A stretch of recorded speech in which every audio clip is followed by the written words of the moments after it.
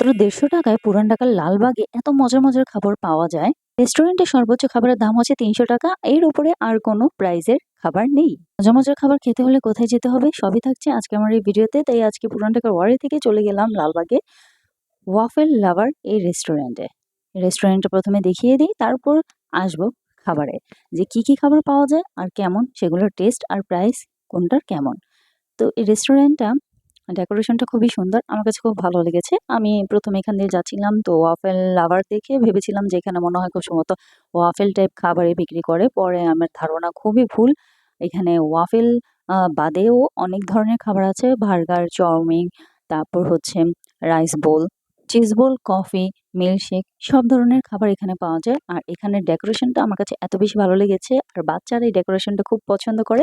এখানে ডাইনোসরের পোস্টার ছিল আর অনেক ধরনের কার্টুনের পোস্টার লাগানো ছিল। তো আমার বেবি এটা খুবই পছন্দ করেছে দেখে। তো এটা তো খাবার মারাত্মক লেভেলের মজা। তো এখানে আমি ১ম এই ট্রাই করে নিয়েছি half cheese and half sausages. এই আ আইটেমটা এত বেশি চিজি ছিল বলার বাইরে, আর টেস্টটা মারাত্মক লেভেলের মজা ছিল। এটার প্রাইস মাত্র ৳১৫০ টাকা। তারপর এখানে চিজ বল নিয়েছি। চিজ বলের পরিমাণ অনেক ছিল আর এটার সাইজটাও খুব বড় ছিল। আর এটার ভেতরে একদম চিজ দিয়ে ভরা ছিল। এটার টেস্টটা অনেক ভালো ছিল। আর এটা আমার বেবি খুবই পছন্দ করেছে। আর এটা অবশ্যই গরম, গরম খেতে হবে। আর এই চিজ বলের প্রাইস ছিল মাত্র ৳১০০ টাকা।